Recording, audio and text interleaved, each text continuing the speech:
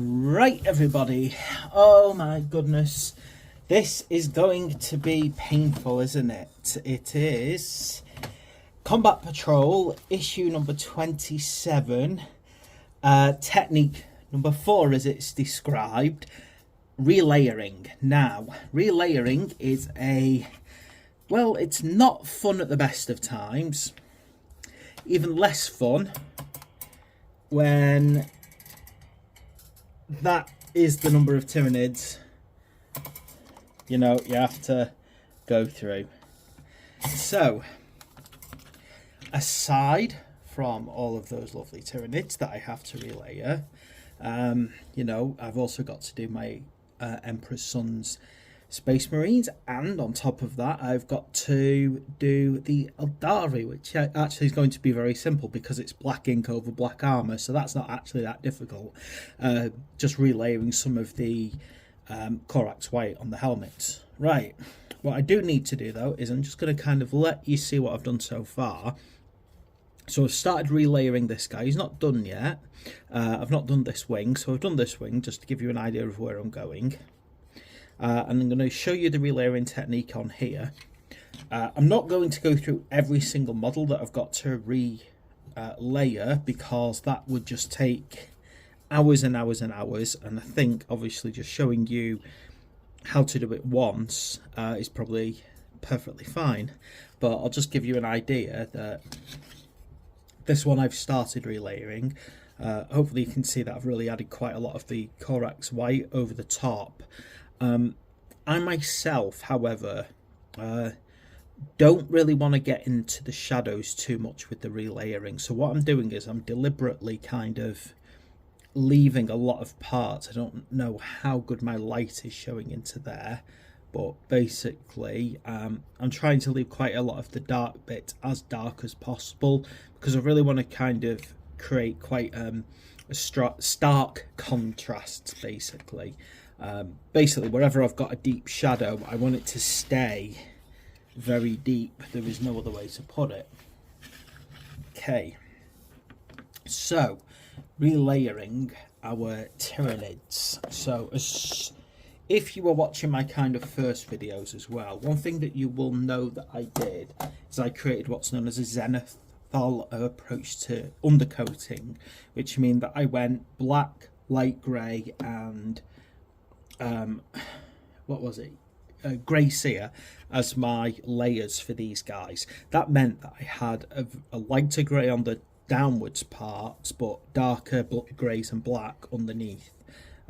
That means that the way that I'm actually relayering these is mainly focusing on adding the white back over the top but trying to keep the darkness and deepness to the shadows. Now there is a technique that we will also learn in the future called dry brushing. Now, dry brushing is an alternative way of adding new layers back if you want to, but do it wrong and you're just going to get paint all over the place. So I'm not going to show dry brushing in this video because that will come later on, and I say later on if needs be because obviously dry brushing you only do it when you need it. Probably on things like my Emperor's Sons I'll need to do a bit of dry brushing later on, but for now this beautifully long process of relayering the Tyranids. Now it's taking me a bit longer to relayer than I would like as well because I'm pointing this at the camera instead of choosing the most comfortable painting position for myself.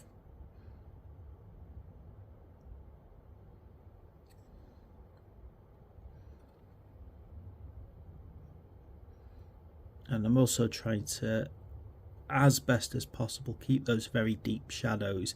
I actually personally love deep shadows, particularly on things like Tyranids. I think that it really kind of picks up the detail so well as a result of it.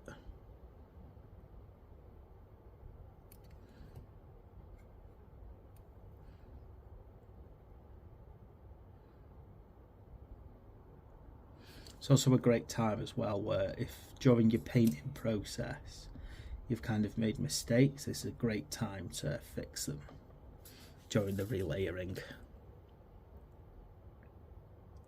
Now on rare occasions while you're doing all this, you might make a mistake and accidentally cover up your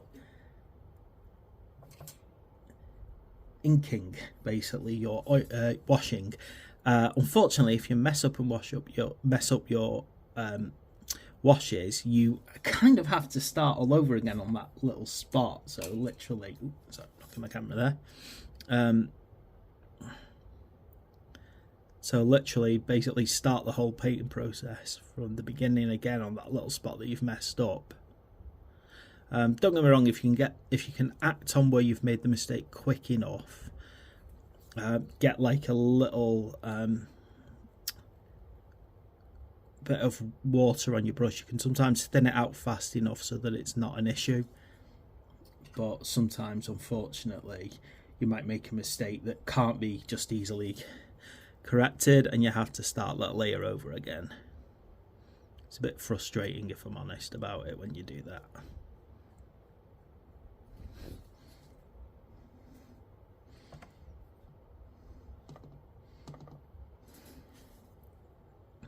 My other problem with doing this kind of layering is, personally, I find that my brush starts to fray very quickly. It's an issue of using cheap brushes.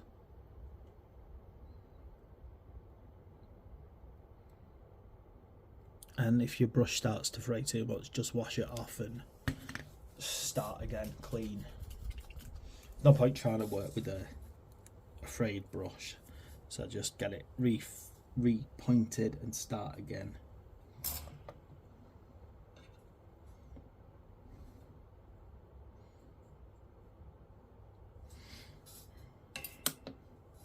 Trying to stop my Corax white from drying up as well. It's so hot at the moment.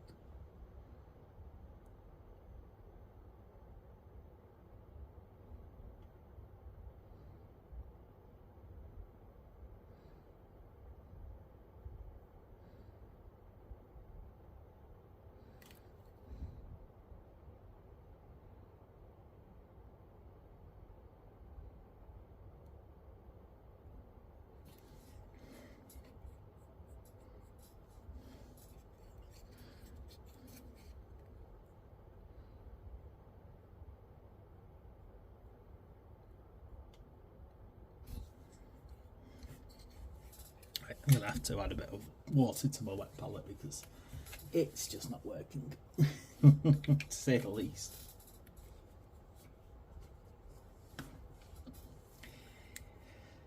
I do love painting on a hot day. Glad I'm not trying to do this in the Philippines.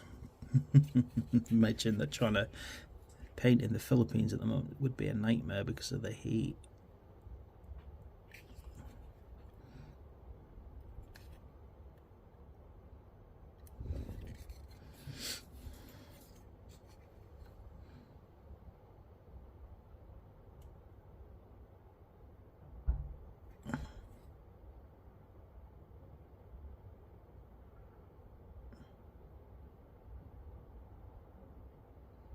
Kind of realised that I really should be wearing gloves to do this relayering. It's so easy for your hand to start picking the paint off the miniature.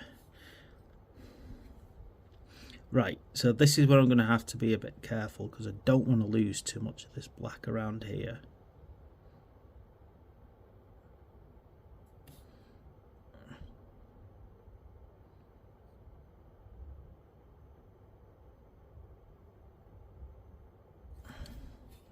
That'll be a fading later on where I fade the black a bit better into the Corax white.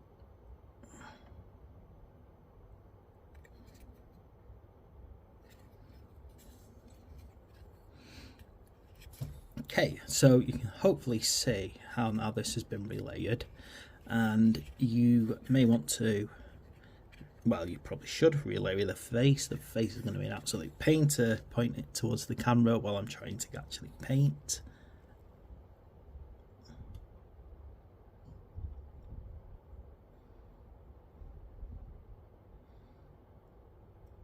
I'm going to be careful here because I really want that pink effect to really show up.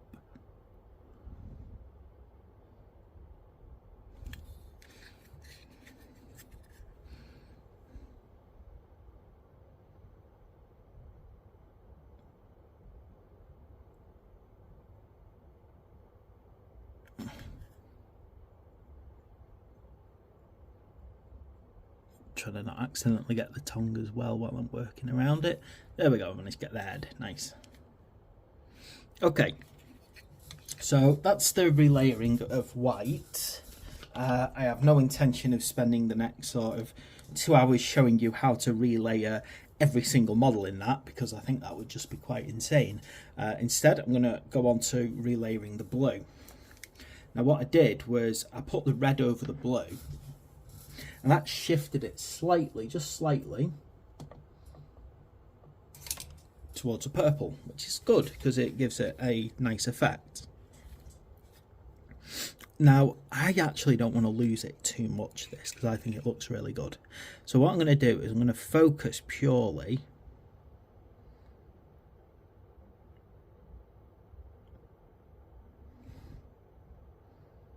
on the edges and nowhere else.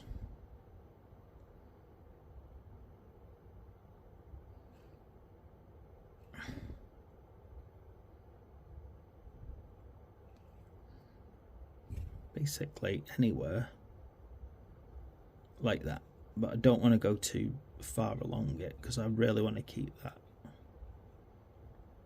that appearance basically. And what I'm trying to do here, to put it as simply as possible, I'm trying to more create a sort of slightly lighter effect. This is less of a relayering and more of a highlighting, because you can see I'm using kind of edge of my brush for the most part.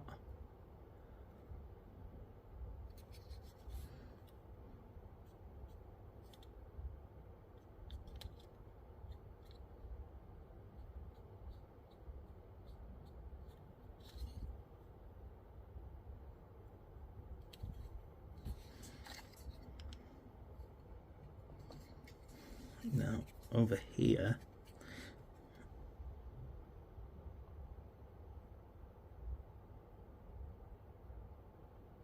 again, just want to be careful because I've put too much.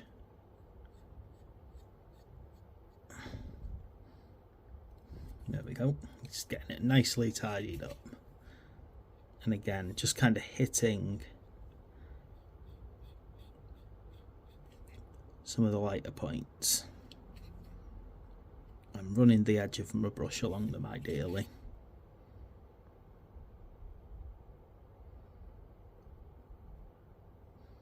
So this is less me relayering it and more just highlighting the kind of the areas that I really want to stand out in the blue. Which of course, again, is still a bit of a process. It's not something that just gets done quickly. And from an appearance point of view, it's not something that will scream at you as obviously there either.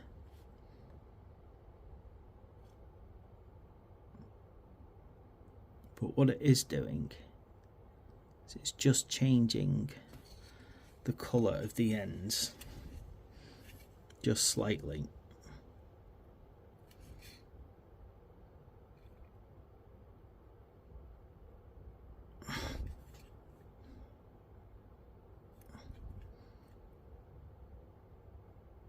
The other thing I'm doing is I'm thinking about like where the darkness is almost.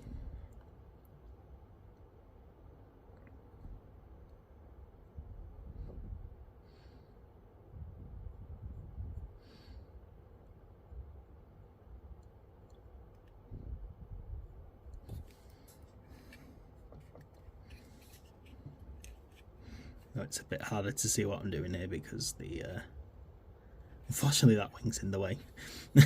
Right, basically, particularly when you get into these fins that are very close together, if you're very gentle with the side of your brush, you can kind of highlight like that, which isn't quite dry brushing, it's still more highlighting, but it uses a similar technique of just trying to have minimum contact sometimes with the model.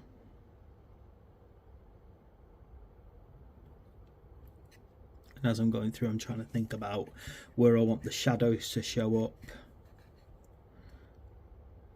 where I want the light to be most prominent.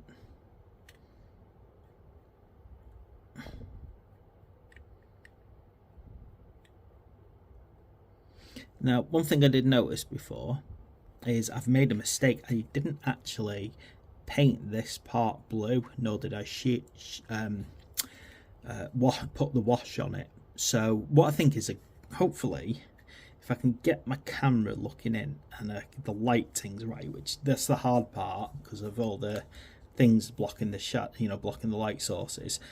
But basically, hopefully you can kind of see that without the wash, without the highlighting, it kind of looks flat and lifeless. So that is the kind of the purpose behind adding these relayering techniques and the washing techniques.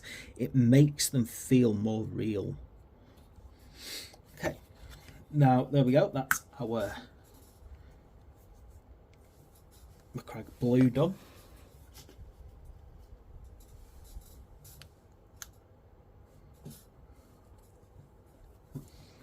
Okay, I'm going to do a little bit of relayering in black, because one thing that I have noticed that's happened quite a bit doing this is probably from the sweat from my hands. The black's really kind of been diluted, almost scuffed. Now, I'm not saying that I won't highlight those blacks, but there is a world of difference between highlighting a black and it being having the paint rubbed off. So I've noticed that's happened quite a lot. Again, I probably should have put my surgical gloves on, and that would have prevented that problem. And I can see it all the way along these claws. They've just gone faded.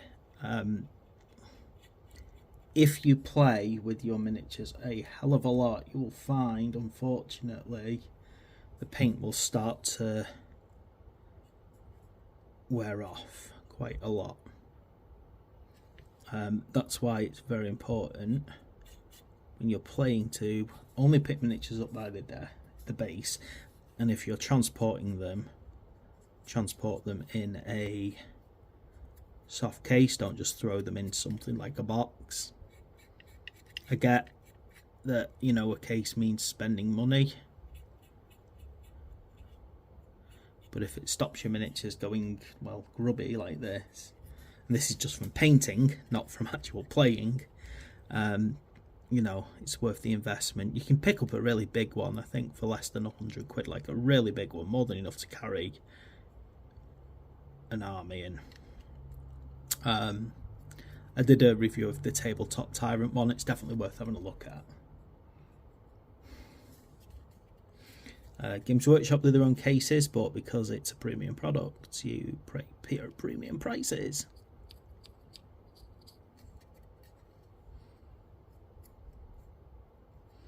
Okay, that's our black, and again, part of the black wasn't really so much about relayering due to washing, but relayering due to my dirty hands. Okay, squig orange now,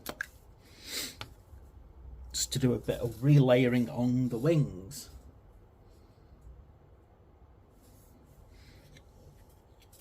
Now,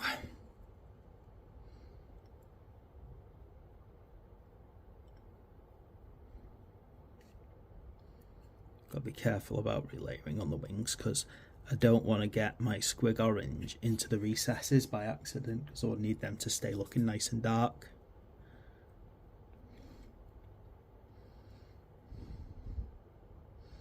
So again, I'm just trying to touch up the bits that are outwards.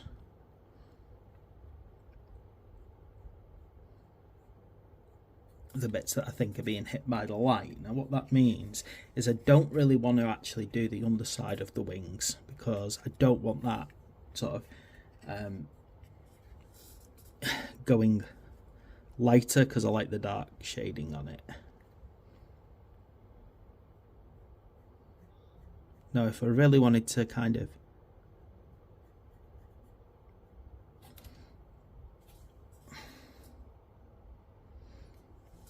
get it even deeper on the underside, I'll probably just rewash it.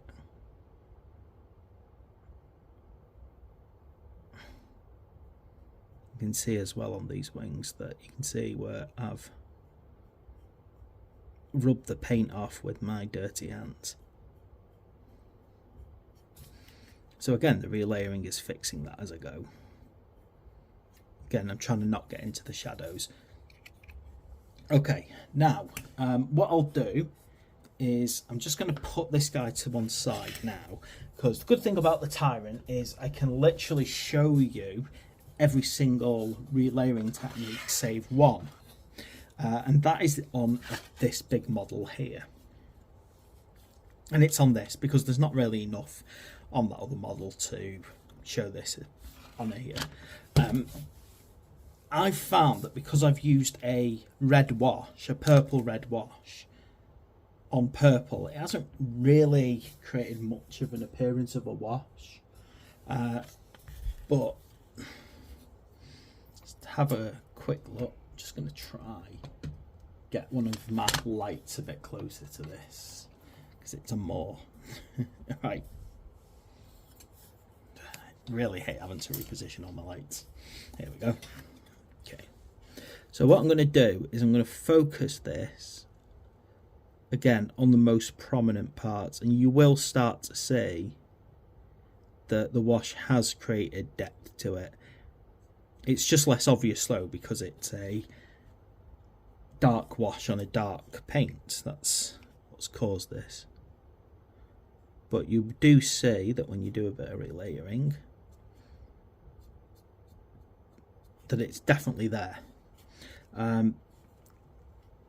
As an aside to that, I'm going to be careful. Oh gosh, I keep knocking my camera. I'm going to be careful about putting any of this inside the moor.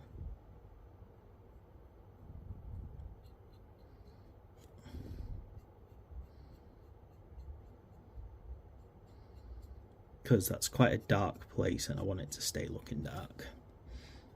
I'm just kind of focusing my paint on areas where I think the light's going to hit the most, which is mostly on the top. Now, if later on in the collection we get an even lighter pink colour, which I'm sure we will, I'm going to use that to really lighten up certain parts of this more. But for now,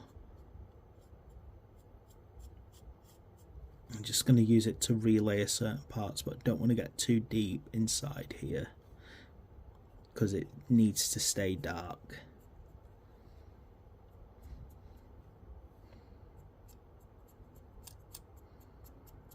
Okay, oh gosh, you can imagine that this is going to be an absolute nightmare to relayer, partly because of the way that my zenithal has worked. It's kind of like very much washed into some unusual positions. It's not looking right.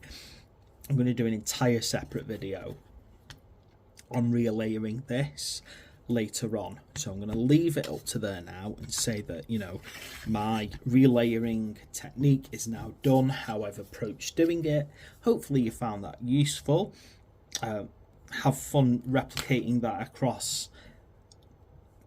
How many Tyranids have we got so far? Like 50 at a guess, and that's assuming you haven't picked up any extra ones. Thanks for watching. Please like and subscribe, and have fun relayering your Tyranids.